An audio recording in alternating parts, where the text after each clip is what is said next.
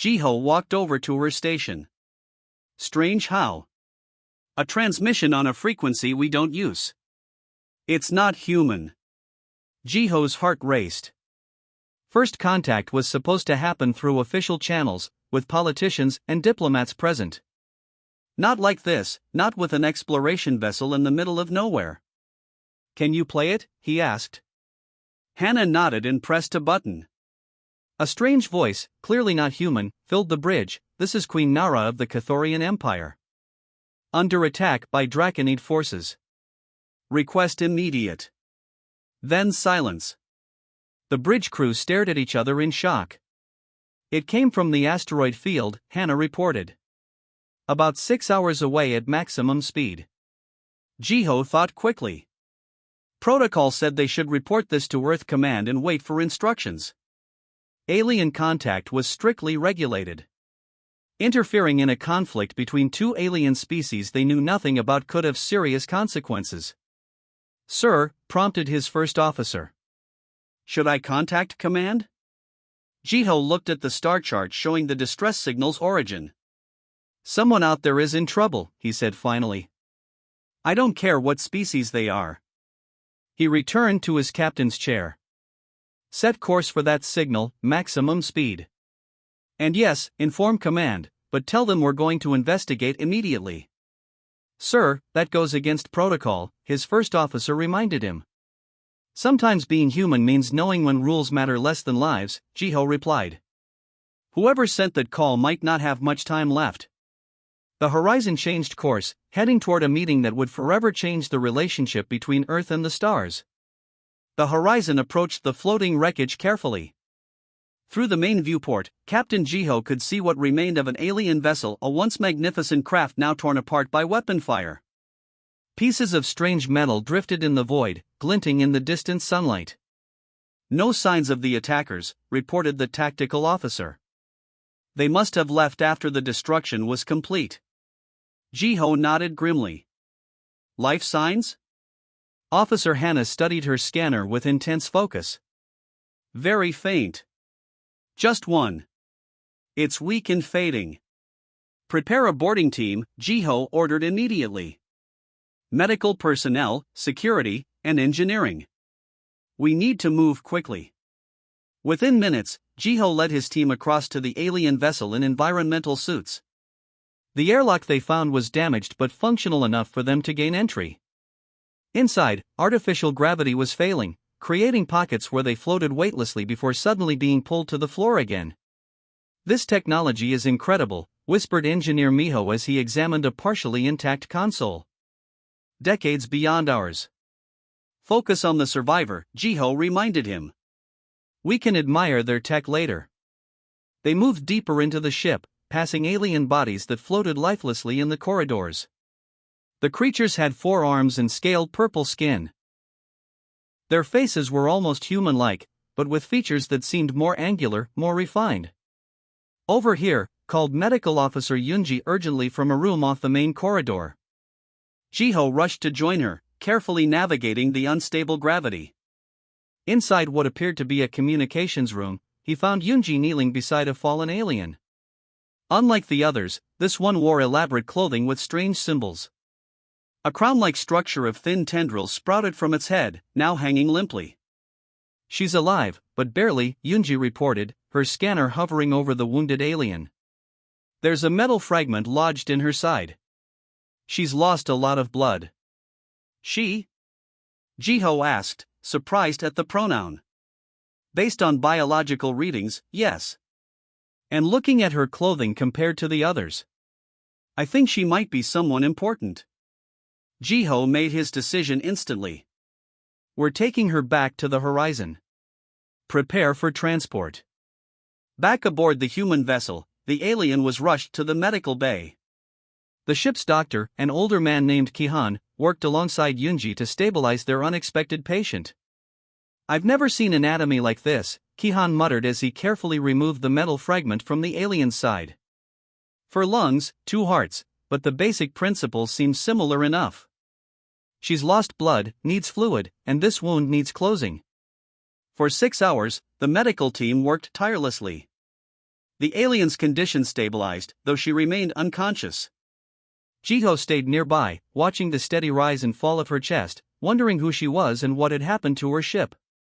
Late in the ship's night cycle, a commotion from the medical bay drew Jiho from his half-sleep in the adjacent room. He rushed in to find the alien awake, backed against a wall, her forearms extended in a threatening posture. Kihan and a nurse stood at a careful distance, hands raised to show they meant no harm. Please, Kihan was saying, you're injured. You need to rest. The alien's eyes darted around the room, landing on Jiho as he entered. Her tendrils raised, quivering with what seemed like anger or fear. Where am I? She demanded in perfect, if oddly accented, English. What is this place? You're aboard the Earth Alliance vessel Horizon, Jiho explained calmly. I'm Captain Jiho Park. We responded to your distress call and found your ship destroyed. You were the only survivor. The alien's eyes widened. Earth vessel? Humans? Her voice carried unmistakable disgust. Yes, Jiho confirmed. We brought you aboard for medical treatment. You had a severe injury. The alien touched her side where a bandage now covered her wound. Her expression shifted through several emotions, surprise, confusion, and then something like outrage. I am Queen Nara of the Cathorian Empire, she announced coldly. And I demand to be returned to my people immediately. Jiho blinked in surprise. They had rescued an alien queen? No wonder her ship had been targeted. Your Majesty, he said carefully, we've sent word to Earth Command about finding you. They're attempting to establish contact with your people, but it may take time. Your empire isn't known to us. Of course it isn't, Nara scoffed. We have deliberately avoided contact with your primitive species. Jiho felt a flash of irritation but kept his voice level. Primitive or not, we saved your life. A debt I do not welcome, she replied sharply. Then, as if the exchange had drained her remaining strength, she swayed slightly. Kihan stepped forward cautiously. Please, Your Majesty. You need rest to heal properly. For a moment, it seemed Queen Nara would refuse. But her legs trembled, and reluctantly, she allowed herself to be guided back to the medical bed. When can your people reach us? Jiho asked gently. The nearest Cathorian fleet is 3 weeks from this position, she admitted quietly. Jiho nodded. Then it seems we'll be hosting a queen for a while. Nara's eyes met his, filled with cold resignation. So it appears, human. So it appears. Days passed aboard the Horizon as Queen Nara recovered from her injuries. She spent much of her time observing the humans around her, studying their behaviors from her bed in the medical bay. Their physical inefficiency bothered her, only 2 arms, no protective scales, dull senses. Yet she couldn't deny there was something curious about them. Your food lacks proper nutrition, she told Captain Jiho during one of his daily visits. She picked at the meal Yunji had prepared specially for her, testing its compatibility with her alien biology. We're doing our best with what we know of your physiology, Jiho replied, sitting in the chair beside her bed. Our knowledge of Cathorian dietary needs is rather limited. Nara made a dismissive gesture with her upper right hand. Understandable. Few non-Cathorians have seen our homeworld. Why is that? Jiho asked. From what little you've shared, your empire spans dozens of star systems. Yet you avoid contact with Earth specifically. Nara's crown of sensory tendrils rippled slightly, a sign of discomfort Jiho had begun to recognize. Humans are. She paused, searching for the right word, unpredictable. Dangerous. Your history is filled with violence. So is the history of most species, I imagine, Jiho said. Perhaps. But most grow beyond it. She fixed him with her large, violet eyes. Tell me, Captain. Why did you save me? Your regulations surely forbid interference in alien conflicts. They do, he admitted. Yet you risked punishment to rescue an unknown alien. Jiho considered his answer carefully. Because it was the right thing to do. Someone needed help. Even if that someone might be your enemy? Are you our enemy, Queen Nara? Before she could answer, the ship's alarm system blared to life. Red emergency lights flashed throughout the medical bay. "Captain to the bridge," called a panicked voice over the intercom. Jiho jumped to his feet. "Stay here," he told Nara, then rushed out. On the bridge, chaos reigned. The tactical display showed 3 ships approaching, the same angular, predatory design as those that had attacked Queen Nara's vessel. "Draconid ships," Officer Hannah reported. "They appeared suddenly at the edge of our sensor range. They're heading straight for us at high speed. Shields up. Ready weapons systems," Jiho ordered, taking his command chair. "Weapons locked on us," reported the tactical officer. "They're charging." The first blast hit the horizon with tremendous force. The ship shuddered, lights flickering. "Shields at 60%, someone called out. "Return fire," Jiho commanded. The human vessel's weapons seemed pitiful against the alien technology, barely damaging the Draconid shields. Another hit rocked the ship violently. "They're targeting our engines," the tactical officer warned. "They're trying to disable us, not destroy us." Jiho realized the truth instantly. "They're after the Queen. They tracked her here to finish what they started." "Captain!" Hannah's voice was urgent.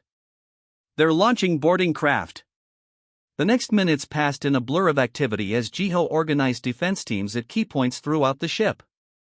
The Draconids were coming aboard, and the Horizon's crew would have to fight them face to face. In the medical bay, Queen Nara heard the sounds of combat drawing closer. The human doctor and nurses had taken up improvised weapons, standing nervously by the entrance. The door burst open. 2 Draconids entered, tall, lizard-like creatures with black scales and yellow eyes. They carried energy weapons that had already cut through several levels of human defense. "Stand aside," one hissed at the medical staff. "We want only the Cathorian Queen." "You'll have to go through us first," said Dr. Kihan, his voice trembling but determined. The Draconid raised its weapon, and then Captain Jiho appeared in the doorway behind them, firing his own weapon. One Draconid fell, but the other turned and fired at Jiho. The energy blast caught him in the shoulder, spinning him around. Still, he managed to fire again, hitting the second Draconid in the chest. As the alien fell, more human security forces arrived, securing the area. Yunji rushed to Jiho's side where he lay on the floor, his uniform burned away at the shoulder, revealing charred flesh beneath. "Get him on a bed," she ordered. Through pain-blurred vision, Jiho saw Queen Nara rise from her bed and approach. She stood over him, her expression unreadable. "You fought to protect me," she said quietly, as Yunji worked to stabilize his wound. "Knowing they only wanted me, you still opposed them." "That's what we do," Jiho managed through gritted teeth. "No," Nara replied, her voice soft with realization. "That's what humans do. The very quality I despised in your species, your emotional, irrational nature, just saved my life." She placed one of her 4 hands gently on his undamaged shoulder. "Perhaps I have misjudged humanity, Captain Jiho." As medics worked to save the injured captain, Queen Nara watched with new eyes. These humans, with their primitive technology and fragile bodies, had stood against superior forces to protect her, an alien who had shown them nothing but contempt. For the first time in her long life, the Cathorian Queen felt something she had never expected to feel toward humans: respect. The Horizon limped through space, its engines operating at minimal power after the Draconid attack. The crew had managed to repel the boarders, but at a heavy cost. 12 humans had died defending their ship and their alien guest. Captain Jiho sat in the medical bay, his shoulder wrapped in regenerative bandages. Across from him, Queen Nara stood by the viewport, watching the stars. "Your communications officer says the Cathorian fleet will arrive tomorrow," Jiho said, wincing as he adjusted his position. Nara turned to face him. "Yes. They detected my distress beacon and diverted immediately. They've been traveling at maximum speed for 3 weeks." A moment of silence passed between them. "I must warn you," Nara continued, her voice softer than usual. They believe I am a prisoner here. They will come prepared for battle. Jiho's eyes widened. But that's not. I know, she interrupted. And I will make sure they understand the truth. The captain studied the alien queen carefully. In the 3 weeks since her rescue, she had changed. The contempt that once filled her voice when speaking to humans had faded. She had begun asking questions about Earth, about human culture and beliefs. She had even started eating meals with the crew rather than alone in the medical bay. What will you tell your people about us? Jiho asked. Nara's sensory tendrils rippled thoughtfully. The truth. That I was wrong about humans. That despite your technological limitations, you possess something far more valuable. And what's that? Courage that defies logic, she replied. Compassion that extends beyond your own kind. Your crew fought and died to protect me, knowing nothing about me except that I needed help. The next day, the ship's sensors detected multiple vessels dropping out of faster-than-light travel nearby. 5 massive Chthorian warships appeared, surrounding the damaged horizon. On the bridge, the crew watched nervously as the alien ships took position. Each was at least 5 times the size of their vessel, bristling with weapons that could vaporize the horizon in seconds. They're hailing us, reported Officer Hannah. On screen, Jiho ordered, straightening in his captain's chair despite the pain in his shoulder. The viewscreen activated to show a stern-looking Chthorian male, his purple scales adorned with military insignia. I am Admiral Kiwu of the Imperial Chthorian Fleet, he announced. Return our queen immediately or be destroyed. Before Jiho could respond, Queen Nara stepped into view. Stand down, Admiral, she commanded. These humans are under my protection. Admiral Kiwa's expression shifted to confusion. Your Majesty? Are you unharmed? Are you being coerced? I am speaking freely, Nara assured him. These humans rescued me after the Draconid ambush. They have shown me great kindness and respect. Captain Jiho himself was injured defending me when the Draconids attacked again. The Admiral looked uncertain.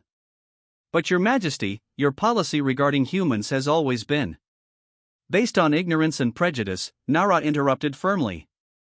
I was wrong, Admiral. I have seen humanity firsthand now.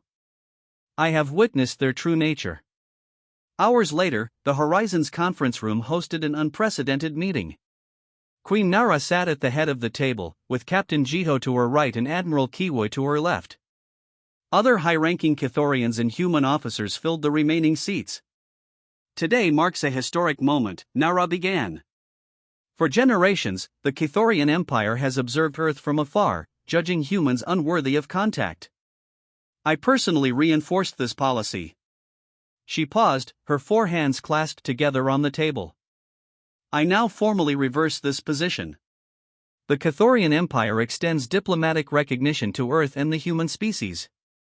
Admiral Kiwo looked shocked but said nothing. The other Chthorians murmured among themselves. Furthermore, Nara continued, I am establishing a cultural exchange program. Chthorian scholars will visit Earth, and human representatives will be welcomed on Kether. She turned to Jiho. Captain Park will receive our Empire's highest honor for a non-citizen, the Star of Kether, for his bravery in saving my life. Jiho blinked in surprise. I am honored, Your Majesty. It is I who am honored, Nara replied. You have taught me that true advancement is measured not by technology or military strength, but by the compassion in one's heart. 2 days later, Queen Nara prepared to depart the Horizon for her flagship. Before leaving, she stood with Jiho in the airlock chamber. My council will not be pleased with my decision, she admitted. Many share my former views of humans. Change takes time, Jiho said. For us too. Many on Earth will fear contact with an advanced alien empire. Nara nodded. Then we must both be patient teachers. She extended her lower right hand, the gesture of friendship among Chthorians. Until we meet again, Captain Jiho. He took her hand carefully. Until then, Queen Nara. As she boarded the shuttle that would take her home, Nara looked back one last time at the human who had changed her mind about an entire species. One who had shown her that sometimes, the greatest strength comes not from technological power, but from the willingness to help those in need, even those who might once have been called enemies. Queen Nara paced along the observation deck of her massive royal ship. Her purple scales caught the light from distant stars as she stared at the holographic image of Earth floating before her. The blue planet rotated slowly, seeming peaceful and unremarkable. "Disgusting," she muttered, flicking one of her 4 hands dismissively. Her crown of sensory tendrils rippled with irritation. The door slid open as her chief advisor Tejo entered. He bowed deeply, his gray scales dulling in the presence of her royal brilliance. "The council awaits your decision about Earth, Your Majesty," he said softly. Nara turned, her eyes narrowing. "My decision remains unchanged. Earth is not worthy of diplomatic relations with the Chthorian Empire." Tejo hesitated. "Many council members disagree, Your Majesty. They believe humans could be valuable allies despite their technological limitations." "Valuable?"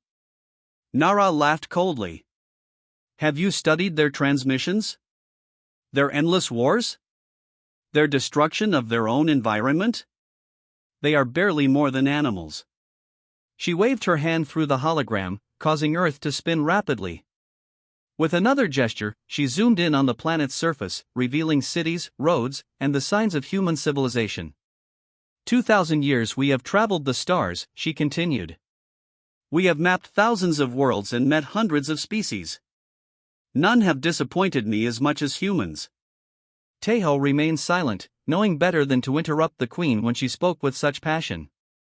Queen Nara had ruled the Chthorian Empire for over a century, leading them to unprecedented prosperity and expansion. Her hatred for Earth was well known throughout the royal court. "Do you recall our first contact with them?" she asked suddenly. "Yes, Your Majesty. 50 years ago. The human exploration vessel near the outer reaches of their solar system. They fired upon our scout ship," Nara hissed. "Without provocation. They were frightened," Tejo offered gently. They had never encountered alien life before. "Fear is no excuse for violence," Nara countered. "And in the decades since? We have observed them closely. They cannot even unify their own planet. They fight over resources they waste, borders they imagine, and beliefs they cannot prove." She turned from the hologram to face her advisor directly. All 4 of her arms crossed in front of her chest, a sign of absolute decision in Chthorian body language. "The council thinks I don't understand humans," she said, her voice dangerously quiet. "They think I judge without proper knowledge." "No one would suggest." "But they do," Nara interrupted. "I see the doubt in their eyes when I reject diplomatic proposals. So I will settle this matter once and for all." She moved to the command console and pressed several controls. The hologram of Earth disappeared, replaced by a navigation chart showing a course through their home system toward Earth's solar system. "Your Majesty?" Tejo asked, concern evident in his voice. "I will lead a mission to Earth's system personally," she declared. "A small, quiet observation mission. We will gather irrefutable evidence of human unworthiness, and the council will finally accept my judgment." Tejo's mouth opened in shock. "But Your Majesty, for you to leave Chthorian space, the dangers?" "Are you suggesting your queen cannot protect herself?" she asked coldly. "Never, Your Majesty. But the Draconids have increased their activity near human space. And if they discovered the Chthorian queen was traveling with minimal protection?"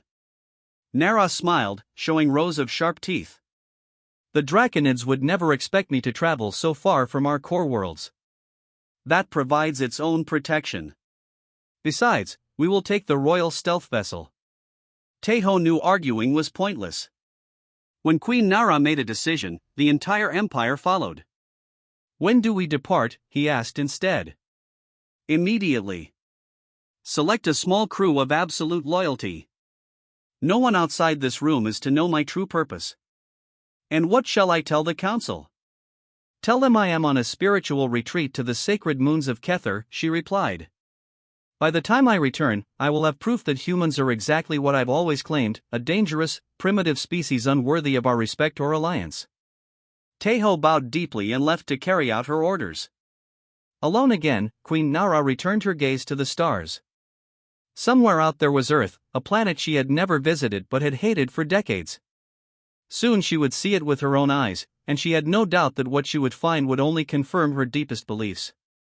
What she couldn't know was that this journey would change everything, for her, for the Cathorian Empire, and for the humans she so thoroughly despised.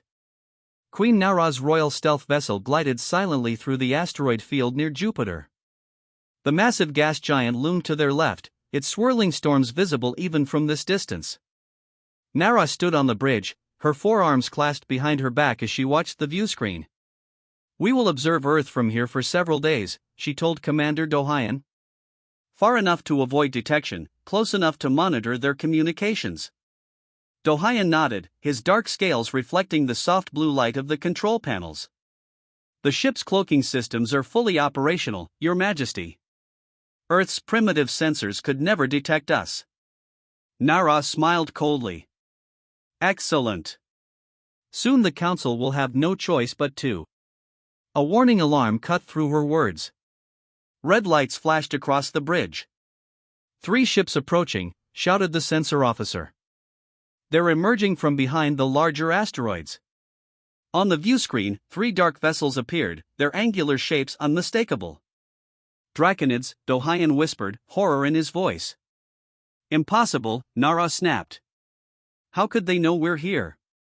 The first blast hit before anyone could answer. The ship rocked violently, throwing crew members to the floor. Nara grabbed a console to steady herself. "Shields at 60%, someone shouted. "Return fire," ordered Dohayan. The royal vessel's weapons systems came online, firing bright energy beams toward the nearest Draconid ship. But they were outnumbered 3-1. The second blast hit with even greater force. Panels exploded across the bridge, showering sparks onto the crew. The lights flickered and dimmed. "Shields failing," the tactical officer reported. "Engines damaged."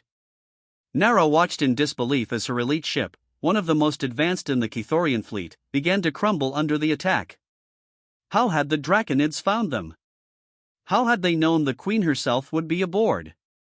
"Target their weapons systems," she ordered calmly, despite the chaos around her.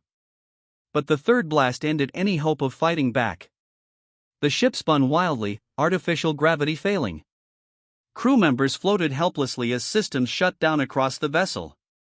"Your Majesty, we must get you to an escape pod," Dohayan insisted, pulling himself toward her through the zero gravity. "I will not abandon my crew," Nara replied firmly. "The ship is lost," Dohayan said. "But the Empire cannot lose its queen." Before she could respond, another explosion tore through the bridge. Dohayan pushed Nara toward the exit, but a falling support beam struck him. His eyes met hers one last time before the life faded from them. Alone, Nara fought her way through the dying ship. Bodies of her loyal crew floated in the corridors. Fires burned strangely in the failing gravity. The emergency lights cast everything in an eerie red glow. She reached the communications room to find it mostly intact, though the officer at the console was dead. With trembling hands, she activated the emergency beacon. "This is Queen Nara of the Cathorian Empire," she gasped into the transmitter.